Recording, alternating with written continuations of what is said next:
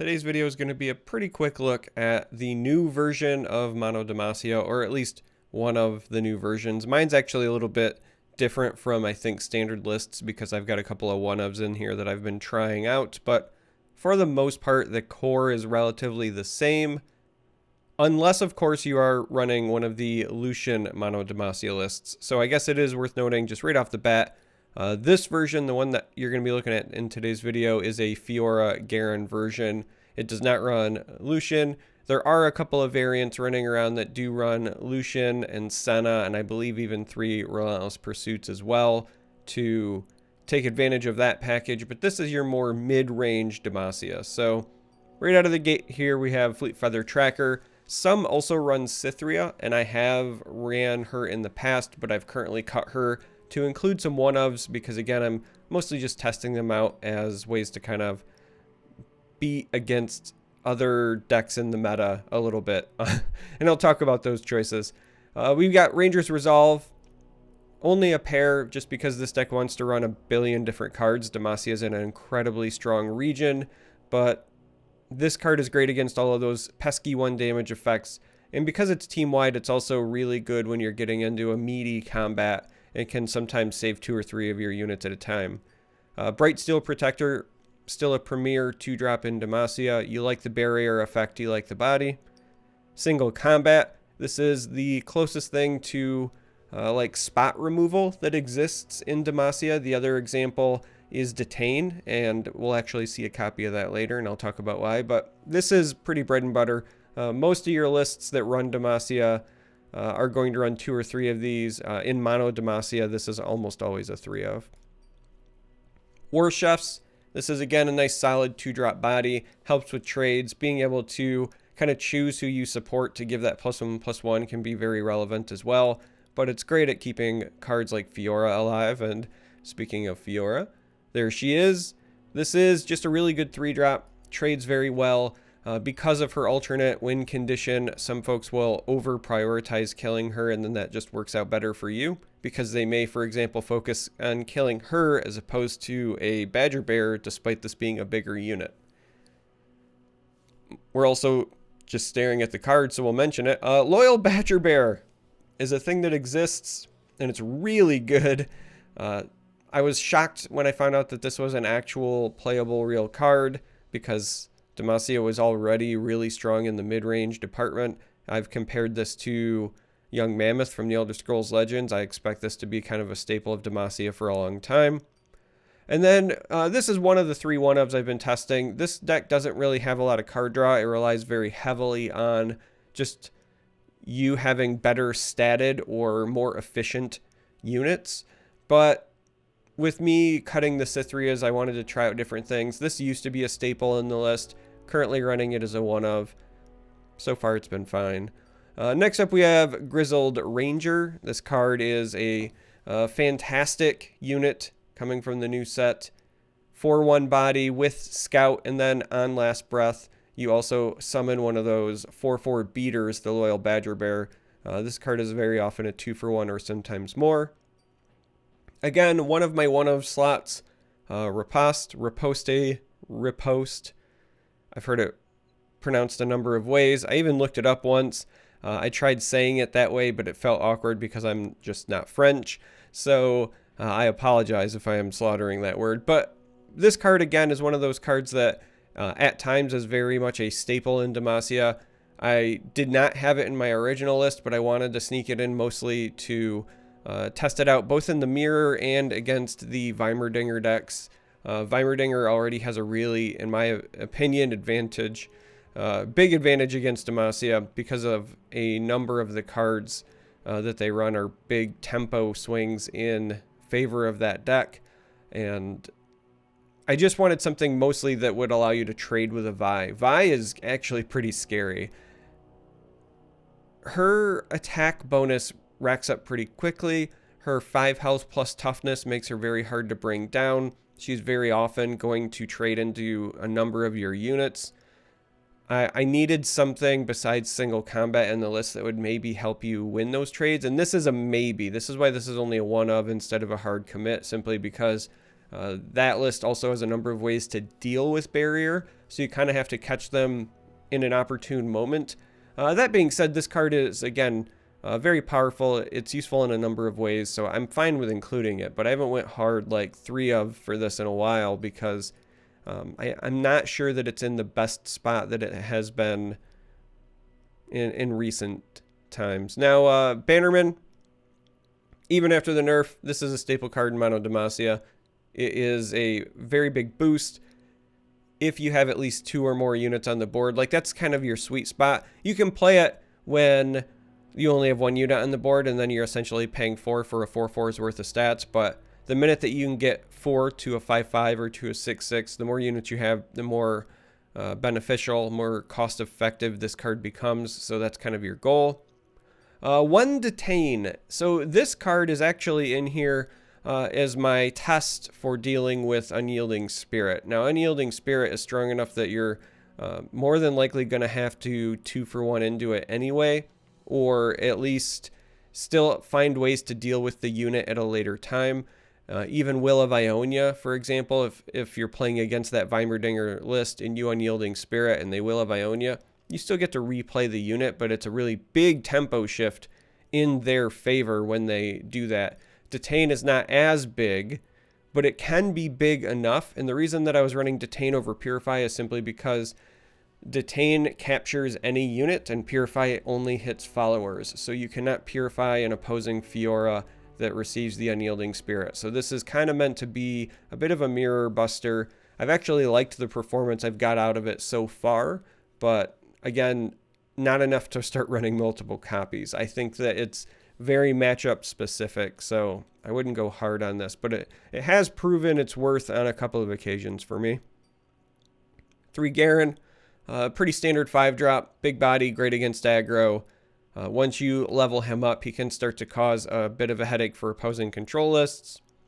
Swiftwing Lancer, this is like your top-end removal in Demacia. Demacia, again, doesn't really have spells that get the job done. They rely very heavily on challenger units. This one is one of the better ones that exists. The fact that it creates a random elite in your hand is also a nice benefit. As I said before, this deck doesn't traditionally have a lot of card draw, so anytime you can get additional resources, it's going to be a net positive. And then we're ending on Cythria the Bold. Still one of the best 6 drops in the game, and then 2 copies of Unyielding Spirit for, honestly, just a way to punish a number of decks. If you can resolve this on Fiora against aggro, very often that just wins you the game.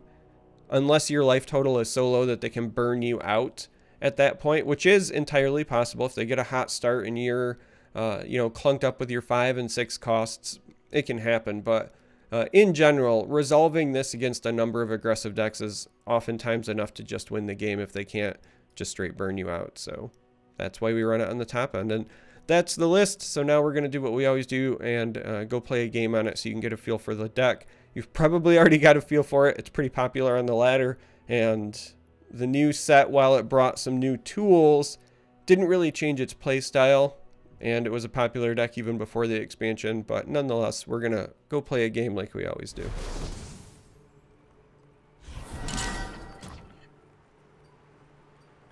Alright, I don't actually know what I'm playing against. I see Swain, I see Vlad, they make sense to me. I guess this is maybe like a Wounded Warrior style archetype where they might have a lot of the Crimson units and things that self-ping, and that's also why they're running Braum here.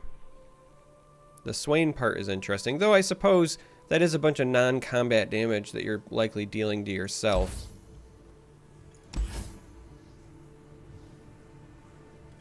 We're gonna keep this. This card is so good that I think you kind of always want to be playing that on for, so we're gonna keep one of those.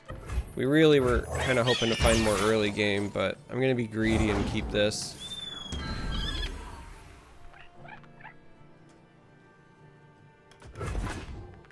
Alright, that Hawk was enough to make me stop. I don't think I want to use this to trade into a Hawk. And I guess we're banking spell mana here. The Winter's Claw strikes. Yeah, I'm totally fine with trading here.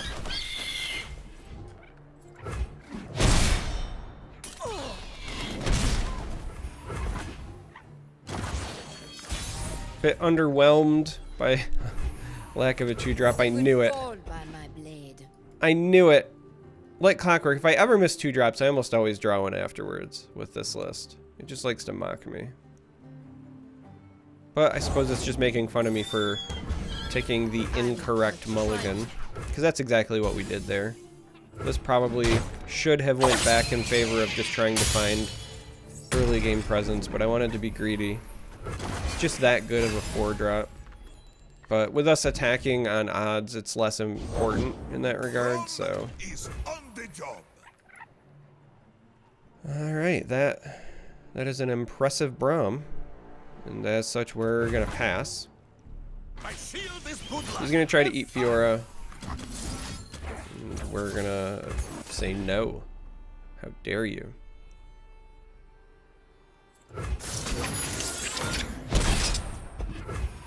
Now, Fiora's far from safe here. They could be running, you know, Culling Strike or a number of things to get rid of her, but that at least buys us time. Culling Strike is actually a big concern because that also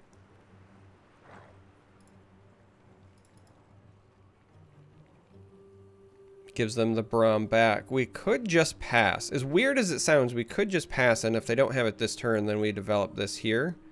Next turn, we're going to be needing 8 total, so we can spend as much as 4 here. So we can't play the Lancer, but if we go with this, then we can also still play this next turn. Here we go.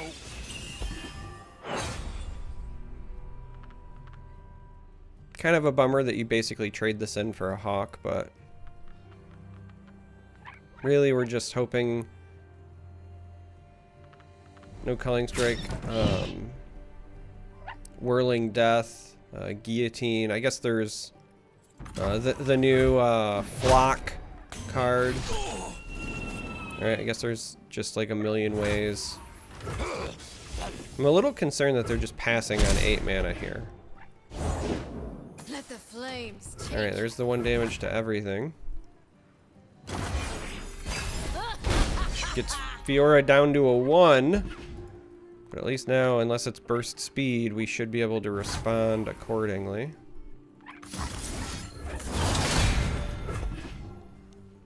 And that might even just outright result in a concede. I don't know, we'll see.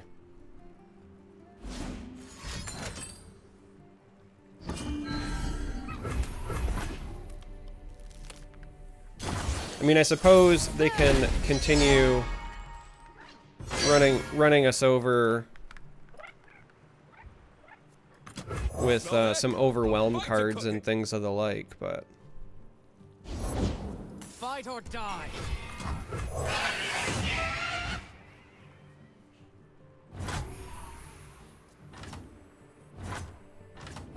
alright, so we're gonna do it like this.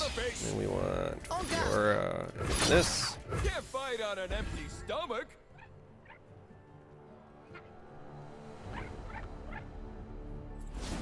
They got a lot of mana. Alright, so they're gonna keep the Maiden alive. And that's fine.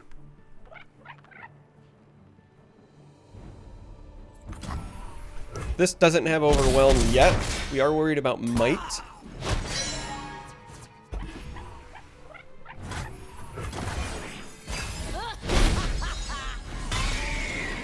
We got another Cythria, okay.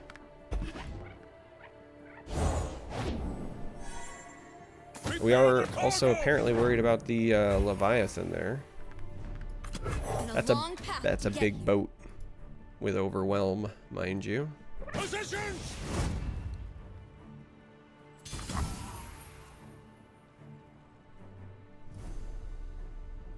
Because we have backup Cythria, I actually think using this to block here makes sense because it soaks the full 6.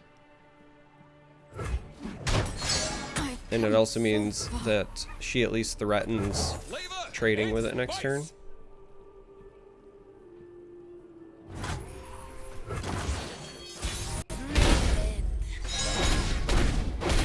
Yeah, so we're gonna take a lot. But we should just have this on the open attack, right? Unless it freezes. Hello? Hey, there we go. I've got the parts coming for a new PC soon, so anyway, that's it for this video. I know that this deck has existed for some time, or at least versions of it, and if you're a veteran player, probably not a lot new going on here, but we have hopefully a lot of folks trying the game for the very first time with the official launch, with it coming to mobile, and if you're one of those folks, then hopefully you are enjoying the game. That's it. Thanks for watching. Hopefully I'll catch you next time.